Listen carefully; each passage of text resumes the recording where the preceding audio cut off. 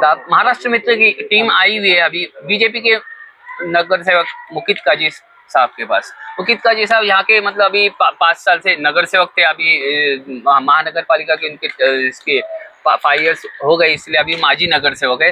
तो वो आमदार प्रशांत ठाकुर साहब के अभी प्रचार के लिए अभी ऐसा है कि उन्होंने पूरी टीम लगा चुकी है। जब तक ये नहीं थे, इधर दिख रहे नहीं थे, तो आमदार प्रशांत ठाकुर साहब का कुछ काम ऐसा दिख रहा नहीं था। ऐसा लग रहा था कि यहाँ पर मुस्लिम मोहल्ले में वन साइड सब वोटिंग होगी। तो ऐसा अभी जैसे ही इनकी कुछ तबीयत खराब थी, हॉस्पिटलाइज हुए थे, अब हॉस्पिटल से बाहर आए तो देखे तो पूरा ऐसा मुस्लिम मोहल्ले में पूरा इनका काम सब ऐसा क्यों आप आए तो पूरा मुकित भाई पूरा माहौल यहाँ का बदल गया?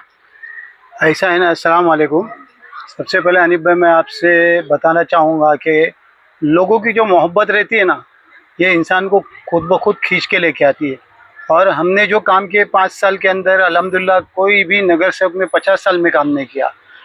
क्यों नहीं किया वो मैं नहीं बता सकता, लेकिन मैंने जो काम किया वो मैं आप लोगों को बता सकता हूँ कि मैंने 5 साल में जितने भी गलियाँ कूचे आते सबों को कंक्रीटिंग किया मैंने। और कभी ये नहीं सोचा कि ये बिल्डिंग वालों ने मेरे को वोट नहीं दिए, ये बिल्डिंग वालों ने वोट दिए, ऐसा कभी नहीं। मैंने सबको पानी के टैंकर मैंने इतने डाला कि शायद कोई भी नगर सेवक ने इतने पानी के टैंकर डाला होगा। ये मेरे सब काम की वजह से लोग मेरे को चाहने लगे। और ये सब काम किसने किया? हमारे आमदार प्रशांत ठाकुर ने।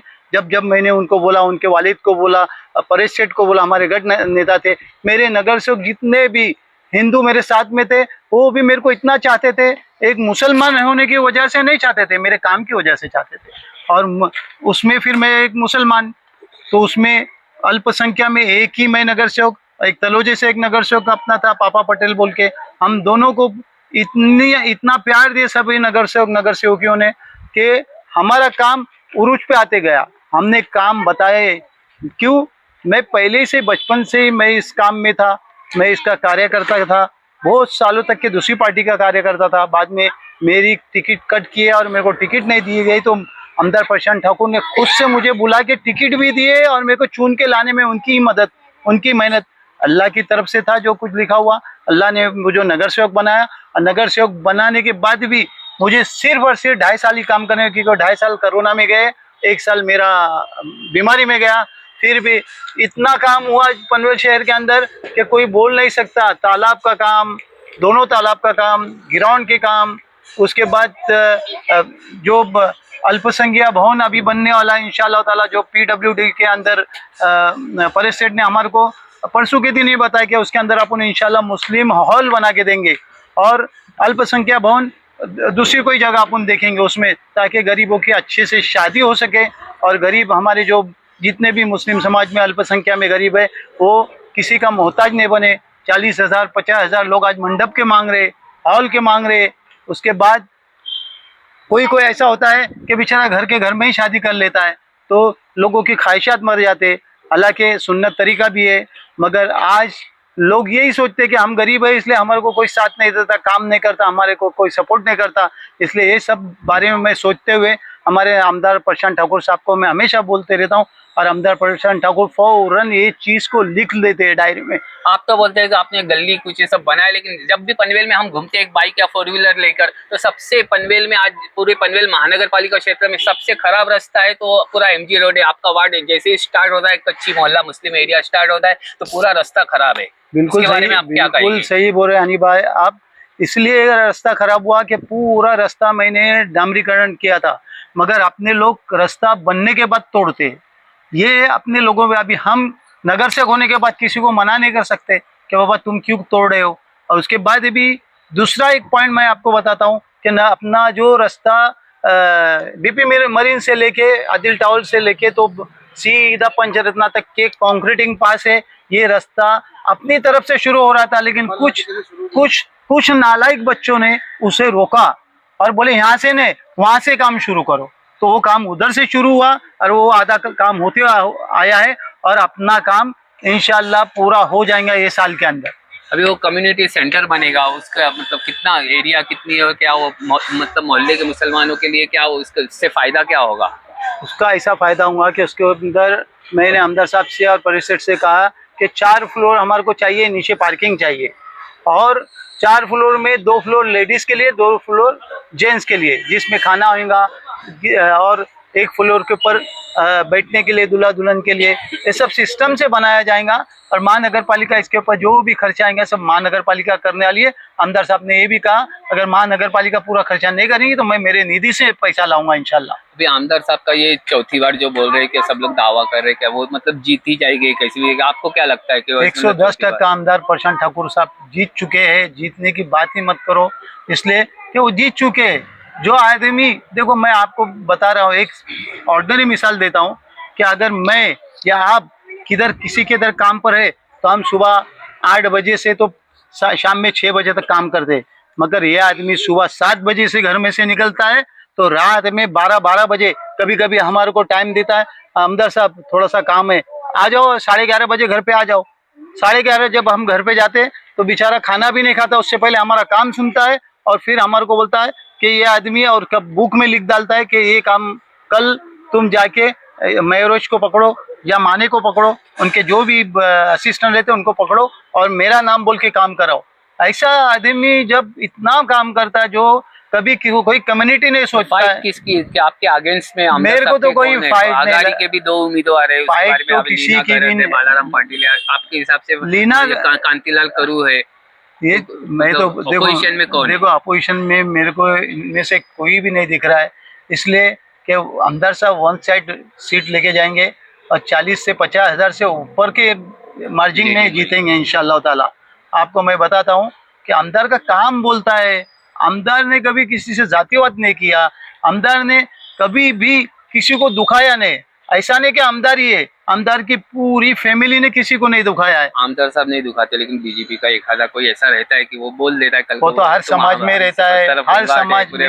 बीजेपी की सरकार आएगी तो मस्जिदों पे से भोंगे निकलेंगे, आपको क्या लगता इससे है? पहले कांग्रेस की सत्ता थी, कांग्रेस ने बाबरी मस्जिद तोड़ी।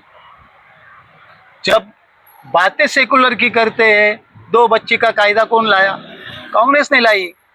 मस्जिदों पे से स्पीकर निकालने का कायदा कौन लाया? कांग्रेस ने लाई। अभी भी सरकार आएगी तो क्या मस्जिदों पे से भोंगे निकलेंगे? अरे बाबा, ये कांग्रेस ने जितना मुसलमानों पे जुल्म किए कोई भी पार्टी ने नहीं किए।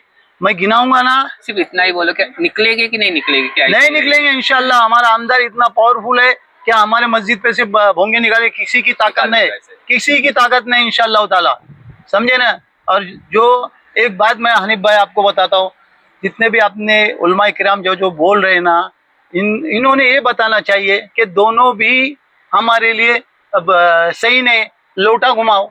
नहीं, उलमाओं ने तो पॉलिटिक्स से दूरी रहना चाहिए। वो तो देखो अभी लेकिन आपने सुनो ना, मतलब ऐसा ये चीज से आप पॉलिटिक्स दूरी हो इस तरह, पॉलिटिक्स का काम ही उलमाओं का है, मगर उलमा बीच में नहीं आते, हाथ झटक देते। उलमाओं का ही काम है पॉलिटिक्स, मगर अभी ये पॉलिटिक्स में उलमा नहीं आने की वजह से गंदी पॉलिटिक्स हो गई है, समझे।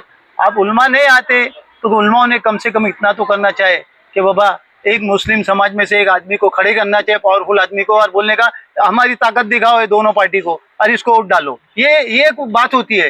तुम वन साइड बोलेंगे, अरे बीजेपी ने अगर तुम्हारे पे जुल्म दिख रहा है तो कांग्रेस ने तो 60 साल तक के जुल्म किए, मैं बताऊंगा ना तो लोग थू करेंगे कांग्रेस। ऐसा काम है जो आपने प्रशांत दादा के पास लेकर गए और वो काम नहीं हुआ?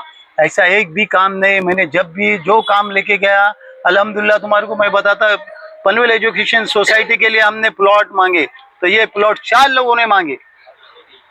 मैं अभी किसके नाम गिनाऊं? मैं सिर्फ एक का ही नाम गिनाता हूँ। क्यों?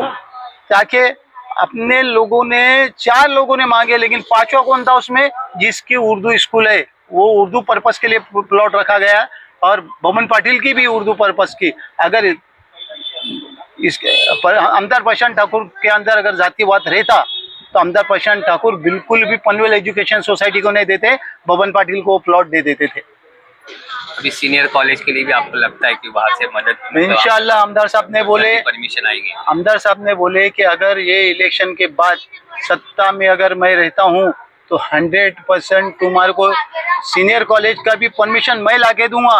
उसके बाद विक्रांत दादा पाटिल, विक्रांत के अब्बा जो है बाला साहब पाटिल, उन्होंने भी कहा कि जैसा माइनॉरिटी गर्ल्स स्कूल को मैंने परमिशन ला के दिया, वैसा पनवेल एजुकेशन सोसाइटी के बच्चियों के लिए भी मैं मेहनत करूंगा, मैं इसके लिए परमिशन लाके दूंगा।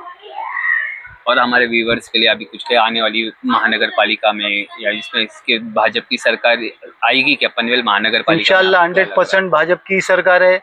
पनवेल महानगर, इसमें कोई दो राय नहीं है। और अपोजिशन वाले भी समझ रहे हैं कि इसमें कोई आज देखो ना, उन आपस में ही महाराष्ट्र लड़के। विधानसभा में आपको क्या लग रहा है?